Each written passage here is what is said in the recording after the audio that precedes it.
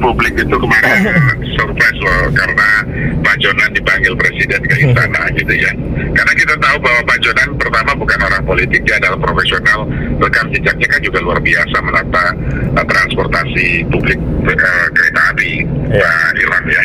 Jadi harapannya bahwa Presiden bisa melibatkan Pak Jonan untuk membantu mensukseskan program Presiden.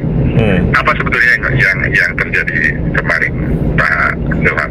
Ya, memang sampai hari ini kita belum tahu ya apa yang dibicarakan antara Pak Presiden dengan Pak Jonan. Tetapi memang kalau kita melihat rekam jejak Pak Jonan selama beberapa bulan terakhir kan, membahas soal kereta api cepat, kemudian beliau juga membicarakan soal pengembangan sumber daya manusia, kepemimpinan begitu. Saya kira ini menjadi beberapa hal yang membuat Presiden untuk tertarik berbicara dengan beliau. Dan saya kira apa yang secara substantif dibahas ya memang hanya Pak Presiden dan juga Pak Jonan yang tahu persis. Ya betul, kita tinggal tunggu matangnya nanti jadinya kayak apa gitu ya. Iya, jadi kita belum bisa menerka-nerka apa sebenarnya yang dibicarakan.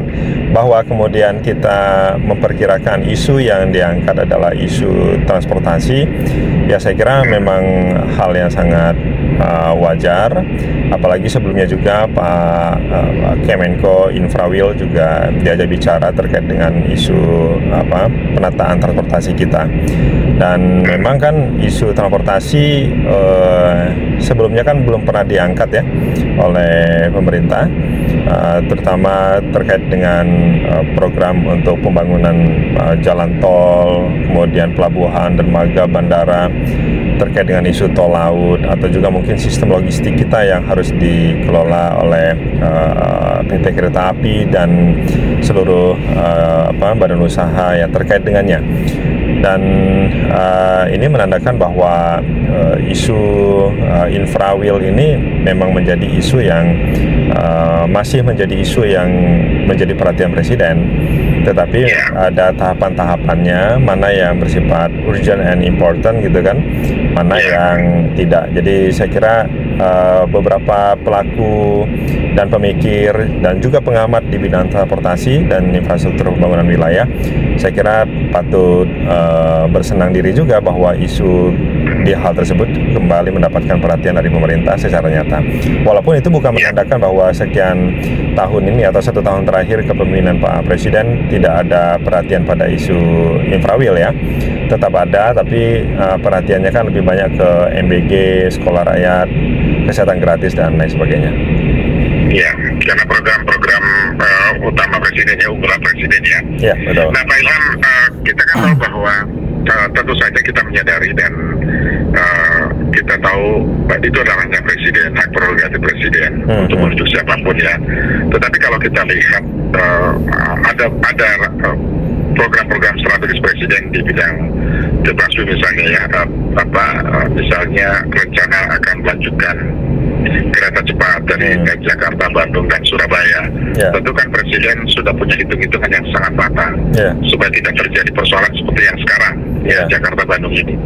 Maka publik berharap agar ke depan Presiden betul-betul mengambil orang yang sangat tepat, kompeten, punya rekam jejak yang bagus untuk melanjutkan proyeknya agar sukses, bermanfaat untuk masyarakat.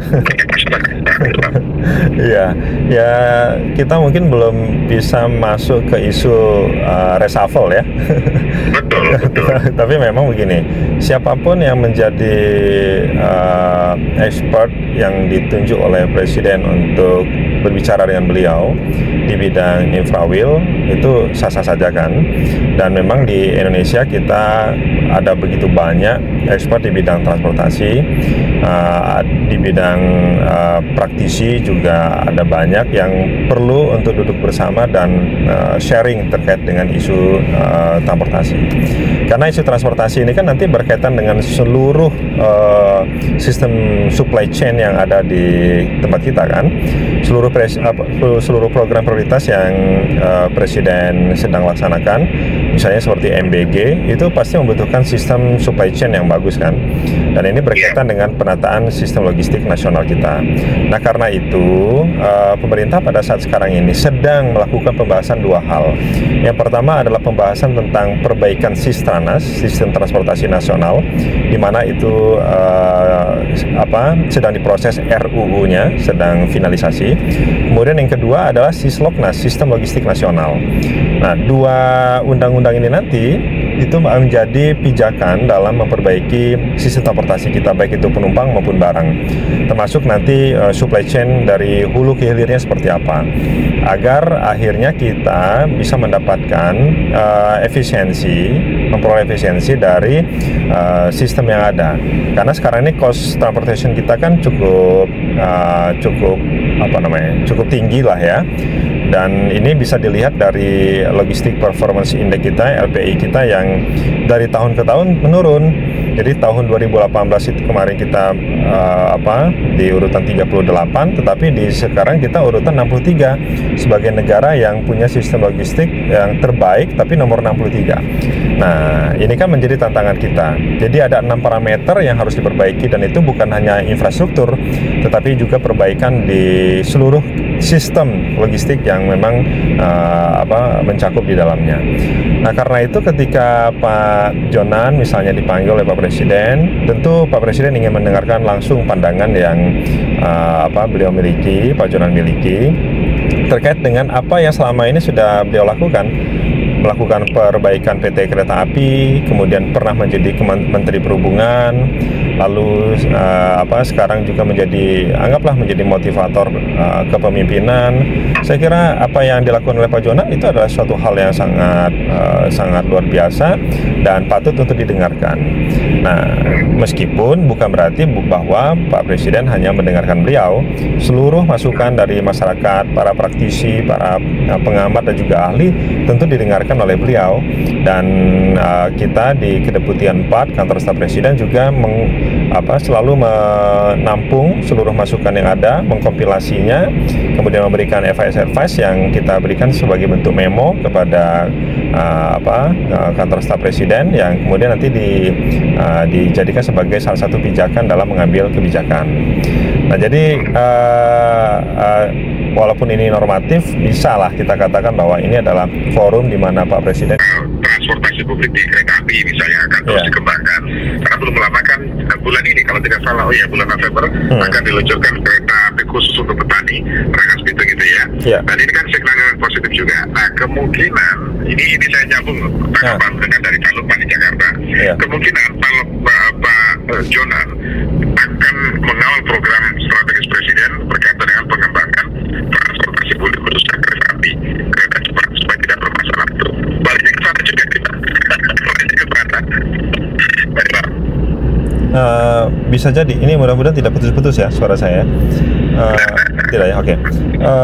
Bisa jadi seperti itu juga, karena memang seperti yang tadi saya sampaikan bahwa kita punya tantangan yang cukup besar di sistem logistik kita.